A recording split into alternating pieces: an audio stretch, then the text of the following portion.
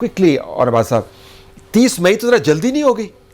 I suppose اعوذ باللہ من الشیطان الرجیم بسم اللہ الرحمن الرحیم. جس قسم کا ماحول ہے، جس قسم کی پولرائزیشن اس وقت ملک میں چل رہی ہے، اینڈ میں آئینی بحران تو نہیں کہوں گا، لیکن ایک بڑی کلیئر قسم کی ڈیوائڈ امنگ دا سوسائٹی نظر آ رہی ہے.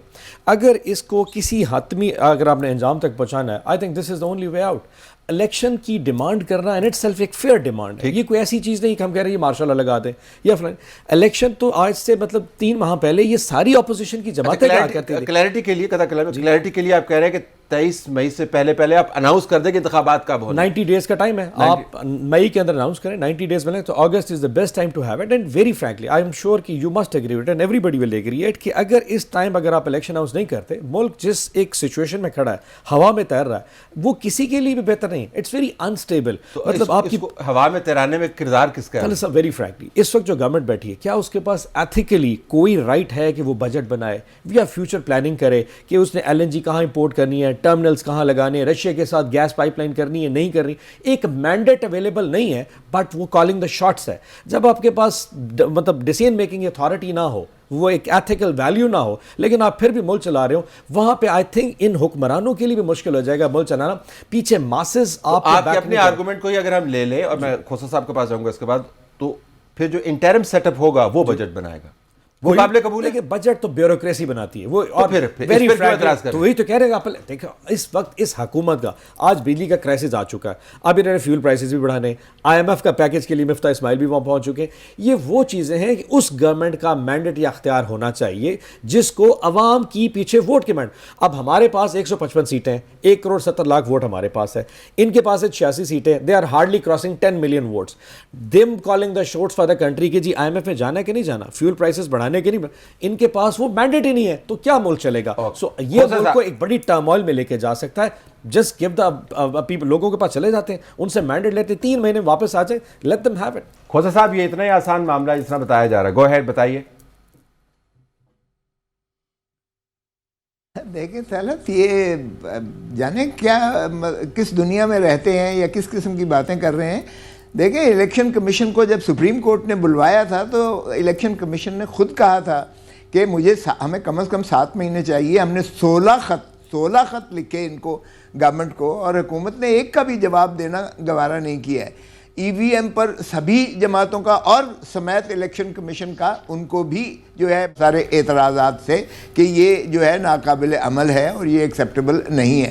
پھر آپ دیکھیے گا ایکسپیٹریٹ پاکستانیز کے ووٹس کو کس انداز سے کس طریقے سے کرنا ہے، وہ ایک ایشو ہے. پھر MQM کے ساتھ اور جو سینسس ہے، مردم شماری ہے، سینسس پر سبھی جماعتوں کو اعتراض تھا کہ یہ مارجنلائز کیا گیا چھوٹے صوبوں کو، اور ان کے ووٹس جو ہیں یہ بہت زیادہ جو ہے سلیش ڈاؤن کر دیے گئے، اور ون ٹائم آئین میں ترمیم کر کے اس کو جو ہے الیکشنز کروائے گئے تھے، آپ کو یاد ہوگا. تو سینسس کا ہم نے نہیں، یہ خود PTI کی حکومت نے MQM کے ساتھ جو ہے بڑا واضح طور پر یہ معاہدہ کیا تھا کہ سینسس پہلے ہوگا، بعد میں الیکشنز ہوں گے.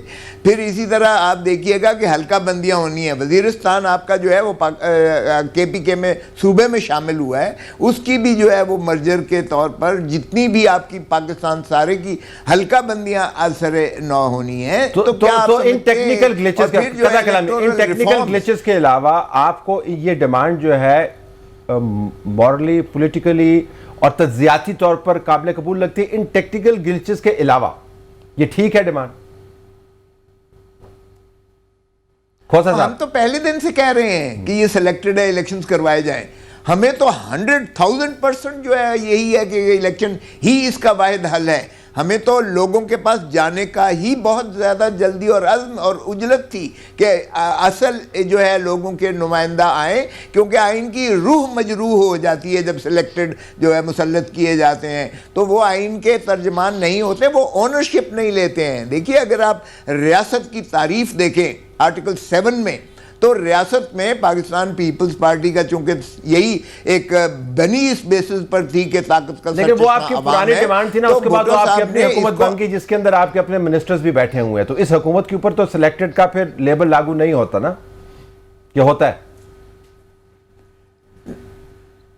نہیں، دیکھیں آرٹیکل 7 کی ذرا تعریف تو دیکھیں.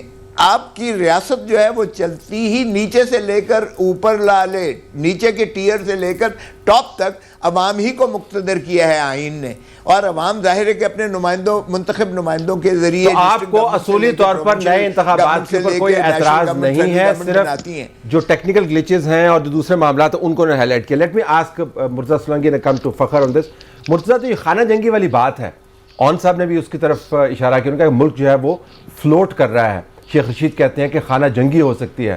عمران خان بار بار بتا رہے ہیں کہ میں اسلام آباد میں آؤں گا، پہلے دھرنوں سے مختلف ہوگا اور الیکشن کی ڈیمانڈ. تو واقعتاً حالات اتنے ہی خراب ہیں جتنے ہمیں بتائے جا رہے ہیں. جی دیکھیں، اگر ٹویٹر پر دیکھیں تو حالات بہت خراب ہیں. اگر ٹویٹر کے ٹرینڈز کو دیکھیں اس سے بھی حالات بہت خراب ہیں.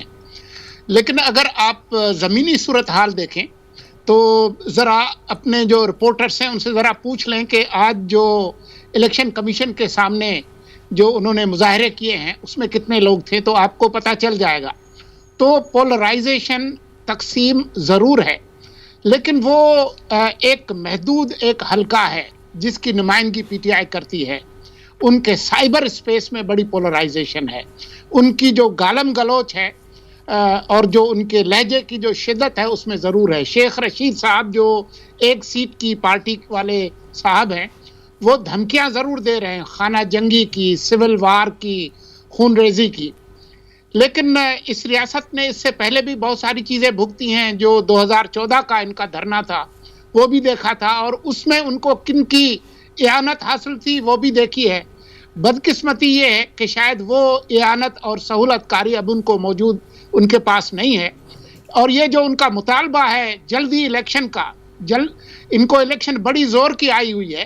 لیکن 8 مارچ سے پہلے عمران خان ایک صاحب ہیں بنی گالہ کے رہائشی، ان کے پاس یہ اختیار تھا الیکشن کرانے کا، اور ان کو پتا تھا کہ کس طریقے سے یہ تحریک عدم اعتماد جو ہے وہ زور پکڑ رہی ہے.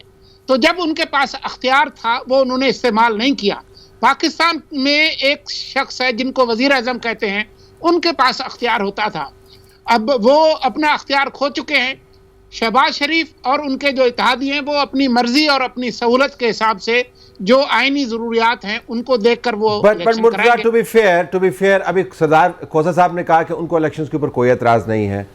نواز شریف الیکشن کے اوپر بار بار بات کر رہے ہیں، اور حالات جب خراب ہو جاتے ہیں اور سسٹم غیر فعالیت کی طرف جاتا ہے تو ہم نے پی ڈی ایم کے پلیٹ فارم سے فوری انتخابات کی بات سنی. تو ان کی ڈیمانڈ میں کوئی انہونا پن مجھے نظر نہیں آتا. نہیں، انہونا پن ضرور نہیں ہے، لیکن اس وقت جو ملک کی حالات ہیں اس میں جو نئی حکومت آئی ہے اس کو کافی چیزیں ان کے سامنے ہیں. آپ یہ دیکھیں کہ اس وقت کتنے گھنٹے جو ہے وہ لوڈ شیڈنگ ہو رہی ہے. آج ہی وزیر اعظم ہاؤس کی طرف سے جو بیان آیا ہے کہ 27 پاور ہاؤس بند تھے، وہ صرف اس وجہ سے بند تھے کہ نہ ان کے پاس ایندھن تھا، نہ ان کی جو ہے وہ مرمت کی گئی تھی، جس میں سے 20 کو انہوں نے ٹھیک کیا ہے. تو یہ مسائل ہیں. ڈیزل نہیں ہے، جو آئی ایم ایف کے ساتھ ایک رکا ہوا پروگرام ہے. تو یہ سیریس مسائل ہیں. تو اب آپ نے حکومت لے لی ہے تو لوگ تو آپ سے یہ پوچھیں گے کہ جب آپ کے پاس آئی ہے حکومت تو آپ نے ان مسائل کے لیے کیا کیا ہے. تو ان کو موقع تو ملنا چاہیے. موقع ملنا چاہیے.